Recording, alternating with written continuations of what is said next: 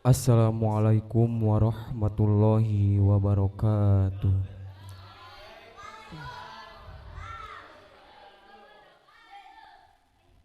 Bismillahirrahmanirrahim. Alhamdulillahilladzi arsala rasulahu bil huda wa dinil haq liyuzhirahu 'alad dini kulli walau karihal kafirun walau karihal musyrikun walau karihal munafiqun. Wassalatu wassalamu ala nabiyyina Muhammadin sallallahu alaihi wasallam wa ala alihi wa sahbihi ajma'in. Amma ba'du.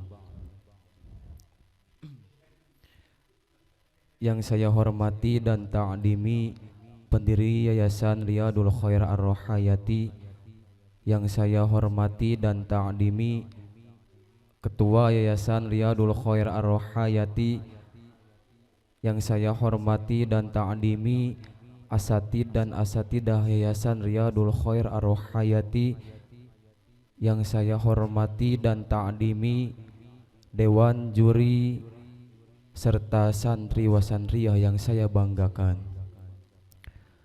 Hadirin yang dirahmati Allah,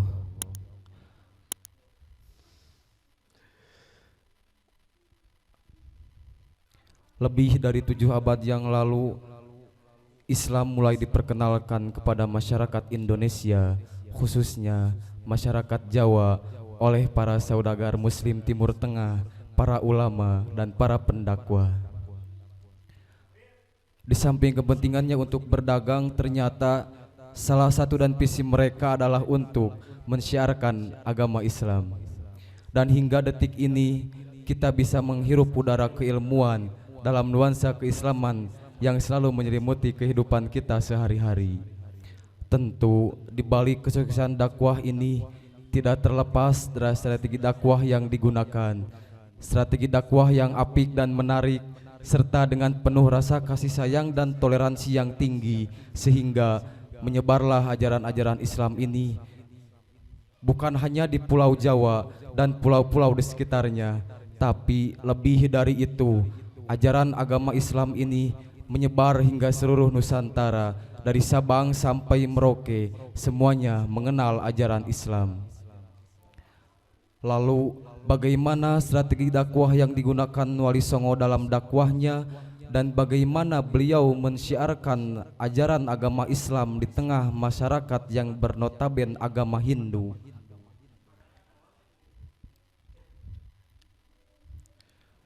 Sebagai landasan pidato, Allah Subhanahu wa taala berfirman dalam Al-Qur'an surat An-Nahl ayat 125. Allah berfirman, A'udzu billahi minasyaitonir rajim. Bismillahirrahmanirrahim. Ud'u ila sabili rabbika bil hikmati wal mau'idhatil hasanati wajadilhum billati hiya ahsan. Inna rabbaka huwa a'lamu biman dhalla an sabilihi wa huwa a'lamu bil muhtadin. Al-ayah. Shadaqallahul azim. Wallahu a'lamu bimuradin. Yang artinya, serulah manusia kepada jalan Tuhanmu dengan hikmah dan pengajaran yang baik, dan berdebatlah dengan mereka dengan cara yang baik pula. Sesungguhnya Tuhanmu, dialah zat yang lebih mengetahui siapa yang tersesat dari jalannya, dan dialah zat yang lebih mengetahui siapa yang tersesat dari jalannya. Imam Jalaluddin Asyuyuti dan Imam Jalaluddin Al-Mahali dalam tafsirnya menjelaskan bahwa ayat ini adalah perintah Allah Subhanahu wa taala kepada Nabi Muhammad, khususnya kepada seluruh umat Islam umumnya, untuk mengajak temannya, saudaranya untuk mengenal dan menganut ajaran agama yang sebenar-benarnya Allah ridhoi. Kemudian beliau menjelaskan, wal qaulul layyinur raqiqum min ghairi ghildatin wala ta'nifin, bahwa dakwah Islam harus disampaikan dengan perkataan yang lembut tanpa adanya kekerasan, tanpa adanya paksaan. Karena inilah Islam. Islam adalah agama yang penuh dengan kasih sayang. Islam adalah agama yang penuh dengan toleransi, dan Islam adalah agama yang tidak mengenal kekerasan. La ikraha fiddin. Tidak ada paksaan dalam memeluk agama Islam. Hadirin ajazakumullah. Bisa kita lihat dalam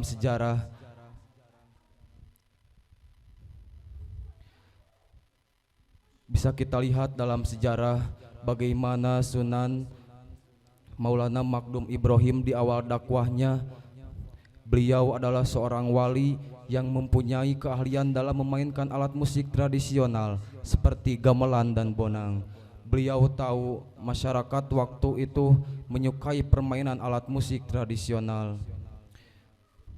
Sebagai pendakwah haruslah melihat keadaan itu bi'aini rahmah.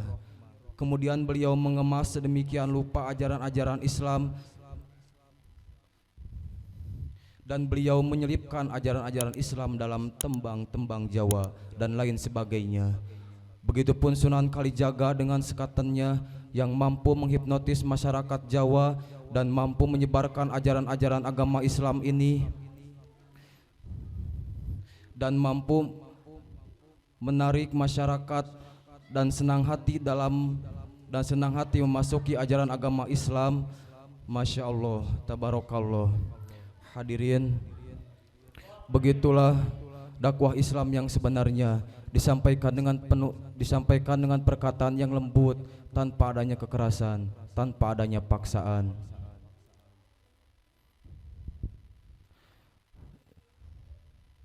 Hal ini senada dengan hadis riwayat Imam Muslim nomor 1844. Baginda Nabi Muhammad sallallahu alaihi wasallam bersabda, wal ya'ti ilan nasil ladzi yuhibbu wa yardu, wal ya'ti ilan nasil ladzi yuhibbu wa yu'ta ilaihi, dan hendaknya kamu berperilaku baik kepada orang lain sebagaimana dia merasa diperlakukan oleh sesamanya. Semoga setelah ini kita bisa mensyiarkan ajaran agama Islam kepada masyarakat di daerah kita masing-masing, khususnya kepada teman, saudara, dan seluruh umat Islam umumnya.